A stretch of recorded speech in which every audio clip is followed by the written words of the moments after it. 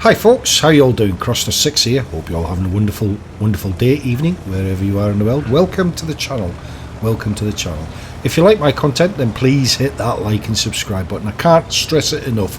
Really helps the channel out a lot. Anyway, without a further do-da-diddle-day, let's get on with this gameplay.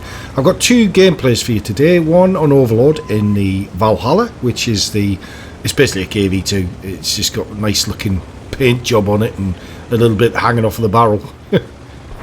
A bit of material wrapped around it, but there you go, that's how Wargaming make their money. And the second game I've got for you is on El Haloof in the Hellcat, a little tier 6 American tank destroyer.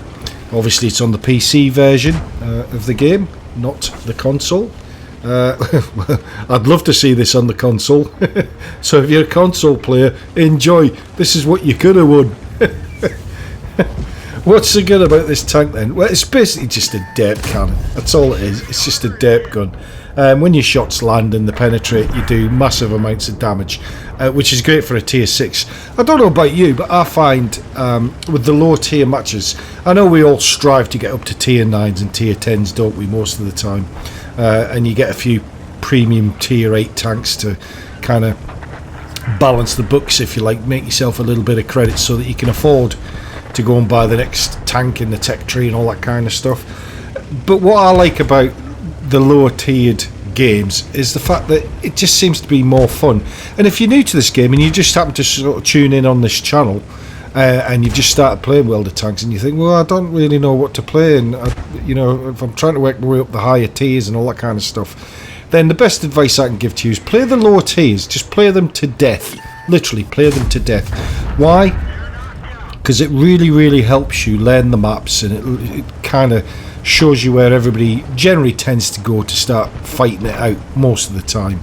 And of course there's been revamps within the PC variant, which is the artillery. Don't do nowhere near as much damage as they used to. They can still take you out on the battlefield, and it's happened to me a couple of times where, you know, I have been taken out by, you know, some form of Jeff artillery, as skill would call it. But yeah, it's the Valhalla. It's a really decent tank. So my recommendation is play low tiers, especially if you're not an experienced player.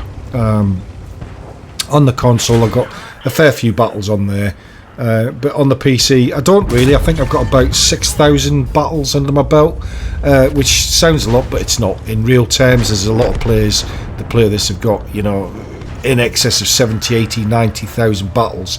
But for me personally, you kind of transition, don't you?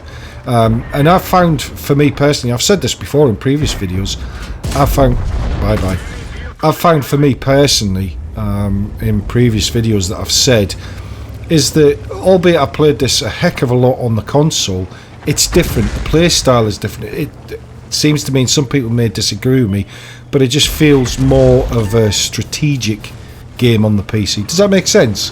Whereas on the console, I feel more it's like just, oh, Hetzer, see if I can get a shot in at you. Firing at me? How dare you? How dare you? There you go. Back to the garage for you. GG. But as I say, the thing on the PC, it seems to me anyway, and I'm not saying, I mean, look at this with the artillery, did next to nothing. Now, if that had been on the console, he would have taken probably 3/4 of my health off of me. And that's the difference between the nerf on the artillery in this game. So when you get into the higher tier matches like tier 8s, 9s, 10s, you don't see a lot of artillery in the game, in all fairness, you really don't. So as a newer player that might be watching this, I would recommend to you what to do is play the lower tiers, you know, because you can get up to tier 5, 6, 7 quite quickly in this game. It's just play them to death and learn the maps, learn all about the different tanks and all the different roles that the tanks will take within the game, and basically just take it from there. That's all I can say to you, really. And of course, in my humble opinion, I just think you can do more with the PC than the console. The console variant seems to be fixed. They'll give you certain amounts of camouflage, and they've brought in a couple of variants where you can kind of jazz your tank up. But you can't change things like reticules. You know, you can't do anything like that. You can't change things like intro music and the battle face, the user interface on the screen. Whereas on a PC you can go on to the World of Tank mods and basically download mods that have been approved by Wargaming to say that yes, you can use them, they're not giving you an unfair advantage within the game. And as a new player, there's one of the mods that you can download which shows you hit points on vehicles, so it kind of puts a skin over all of the different vehicles and shows you, you know, where the engine is, where the tank commander is, you know, fuel tanks, ammo rack and all that kind of stuff, which I think is helpful. So that was a win. We came top, which isn't too bad. Made a little bit of credits there. Anyway, on with El Haloof in the Hellcat, the Tier 6 American tank destroyer, effectively. And again, you know, as I say, with these different mods that you can put on, some people may say it's unfair, but I don't say that. I say if you're a new player and you don't know where to shoot a tank, you don't know about armour values, you don't know about side scraping and hold down tactics and all that kind of stuff, why not? Why not be able to physically see on a tank that you may well be about to shoot it, of, you know, where the commander's hatch is, or perhaps where the driver is, or where the fuel tank is, or the ammo rack. And I just think it's helpful, I really do, and I don't have any issues with it. There may be some in the game that do, but predominantly 9 times out of 10 they've got loads of battles under the belt, and you know, they don't want somebody being able to hit them in the fuel tank or the ammo rack or whatever. So I say use it until you feel comfortable enough in the game that you don't have to really think about where you're shooting the tank, because you know where the weak spots are on a tank, and then just take the mod off if that's what you want to do. I genuinely just don't have an issue with it. It's approved by Wargaming, so if it's approved, why not use it? And you can do different things like change your reticule over, you can change the gun sounds, the crew sounds. There's lots of things that you can actually do with some of the mods, and as I say, I don't believe it's giving you any advantage at all. If anything, I think it makes the game more interesting and more enjoyable, and that's really what we play for in the first place, isn't it? To have fun. I mean, if this game, as irritating as it can be from time to time, if it was always like that, you'd soon say, oh, stuff this, I've had enough of this game, this is stupid, I'm just going to go and play something different.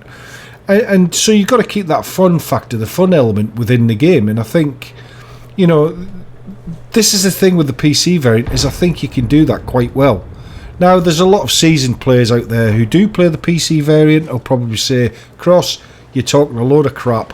And that's fair enough, but this is just my humble opinion. And I love it on the PC, as I've said in many, many previous videos. It just feels more strategic. I feel like I get more enjoyment from the game. Alright, I die lots and lots, but that's all the fun of it, isn't it? Of learning, think, well, next time I play on this map, in this particular tank, I'm not going to go to that area, because the last time I did that, I got absolutely annihilated. And it happens to you a lot. Which takes me nicely into the second point, and that is, just accept the fact is that you are going to die lots in this game. You are going to die lots and lots in this game. And Wargaming have brought a few things in which they are helping the game, and it is shaping the game for the future, I guess. It really is. But it seems that you can do more within the PC version, you know, like from earning different elements and the season pass. And I know you got the season pass on the console. It just doesn't feel the same. It really doesn't. It just doesn't feel the same. And I'm sure you've seen it yourself with certainly a lot of these YouTube content creators. You know, they may be showing you their games and they'll be the best games in the world, where they're doing massive amounts of damage, and they're obviously very, very good players, so fair play to them. And it's great, and it makes obviously good viewing as well, and you know, you can't knock that at all. But for your average player, people like me, the ones that don't particularly do well in every game, and now and again will have a really decent game, and most of the time just gets absolutely annihilated. But what makes it fun for me on the PC is the maps seem to be far, far superior to that on the console. Stay there, can I get you? Yes. So they seem to be far more superior on the PC than they are on the console. And I think you'll agree, if you play it on the PC, you'll understand exactly what I'm saying, especially if you've played it on the console. You'll sometimes question your motivation of wanting to still continue playing on the console, because I do it many, many, many, many times. But a lot of that is down to me, because as I say, I'm just an average player. I'm nothing special, and I don't think I'll ever achieve greatness by becoming a unicum or anything like that.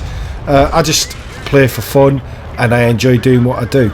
And it's just a strategy game to me, and I get more feel of it being a good strategy game on the PC than I do the console.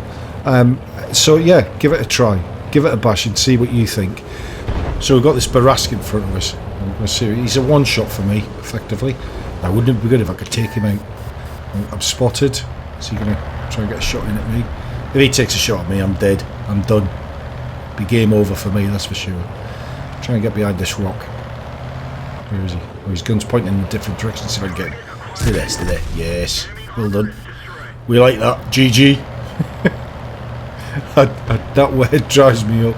It drives me nuts. It really does. It sends me to another level when all you hear is GG.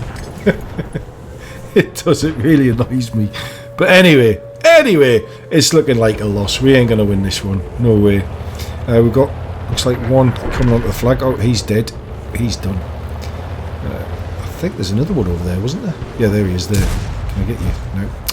Oh, come on, Cross. Aim your shot. What's wrong with you, son? What's wrong with you? This time. Get him. Get him. Yes, there we go. Mind you, I think there's one coming up behind me as well, thinking about it. Yeah, there is the T-34-85. Is he going to get me? I bet he's going to get me, isn't he? Yeah, I knew that. I knew he was going to get me. Oh well, fair play to you, buddy. Well done. So anyway, without further ado, we'll go out onto the end plates. Didn't do too bad. Till the next one, guys. Take care. Bye-bye.